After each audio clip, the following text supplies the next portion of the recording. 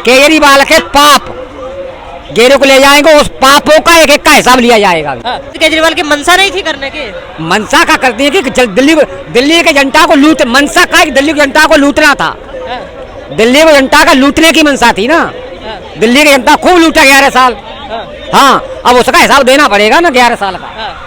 शीश महल का बड़ा मुद्दा बनाया बीजेपी ने इलेक्शन के टाइम पर, और अब जो मुख्यमंत्री बनी है वो भी ये कह रही है कि मैं शीश महल में नहीं रहूंगी। क्या लगता है वाकई में भ्रष्टाचार हुआ इसलिए नहीं जाना चाहती है, पॉलिटिकल स्टंट? भैया देखो, भारतीय जनता पार्टी के जितने भी मुख्यमंत्री है किसी ने अपने लिए शीश महल नहीं बनाया, सब आपको पता है। कहीं का भी मुख्यमंत्री ले लीजिए, ठीक है ना। और जनता का पैसा लूट के केजरीवाल ने शीश महल खड़ा दिल्ली की भोली भाली जनता से लूट के टैक्स पैड़ा, तो उसमें क्यों रहेंगे? इसमें पॉलिटिक्स कुछ नहीं है, सब कुछ है। हमारा मुद्दा क्या था? दिल्ली की जनता को लूट के तूने शीश महल बनाया अपना, तो उसमें रहने लगा, तो भारतीय जनता पार्टी को क्यों रहेंगे उसमें? तो जांच होगी उसके अंदर, फिर दोबारा फेंक होगा केजरीवाल अंदर। तो करा क्या इसमें? मेरा मानना है कि देखो, बीजेपी की जो सरकार है वो गुजरात में काफ़ी टाइम से है, राजस्थान में है, ठीक है, जहाँ जहाँ भी है वहाँ पे आप मुख्यमंत्री को कोई आलीशान चीज़ ना तो उनको प्रोवाइड की जाती है। जो नॉर्मल है वो पब्लिक की सेवा के लिए बैठाए गए हैं, तो पब्लिक की सेवा करो, ना कि खुद की सेवा करो, है ना। तो अब वो पब्लिक की सेवा करते करते वो अपनी सेवा करने में लिप्त हो गए, है ना। अब शीश महल ले लिया, गाड़ी ले ली, बंगला ले लिया। अरे भाई, आप जनता को कहाँ पे गुमराह करके रखा? फ्री का बिजली, फ्री का पानी, फ्री का बिजली, फ्री का पानी। अरे भाई, गटर वाला पानी पिएगी क्या पब्लिक? अपने लिए तो बिस्लरी का पानी ले लोगे। भाई ये देखो, जनता को लोग तुमने क्या दिया? बदबूदार पानी, पॉल्यूशन वाली हवा। आप ये बताओ कि जनता को मिला क्या 11 सालों में? बताइए। अरविंद केजरीवाल ने कुछ नहीं दिया 11 सालों में?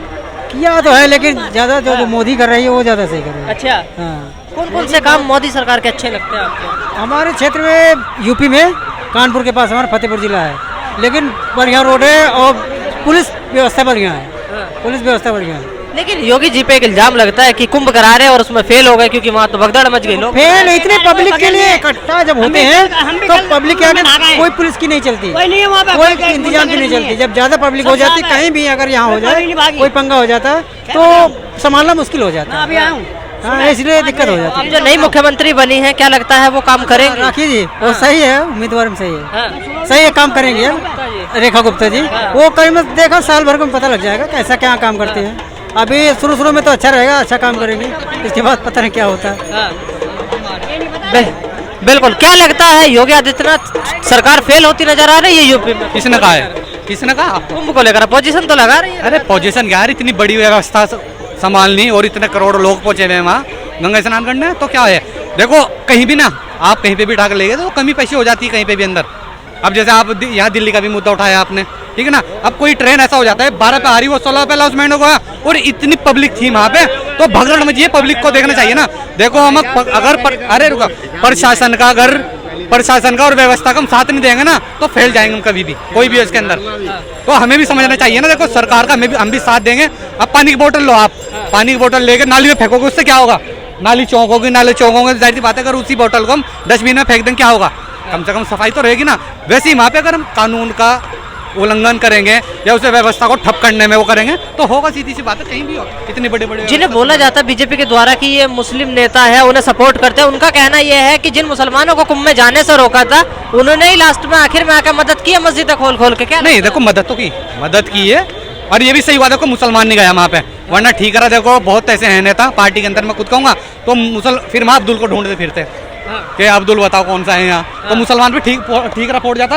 ये भी बहुत अच्छा हुआ, ऊपर वाला जो भी करता है। मैं तो योगी जी का धन्यवाद करता हूँ इस चीज में। क्या लगा सच में किसी का नाम आ जाता है अगर मुसलमान? नहीं, देखिए जब एक धार्मिक कार्यक्रम हो रहा है, वो भी बहुत बड़ा महाकुंभ पर्व है, तो इसमें जो उन्होंने फैसला लिया अच्छा लिया है, ठीक है। क्यों किसी व्यक्ति विशेष पे उंगली नहीं उठ सकती।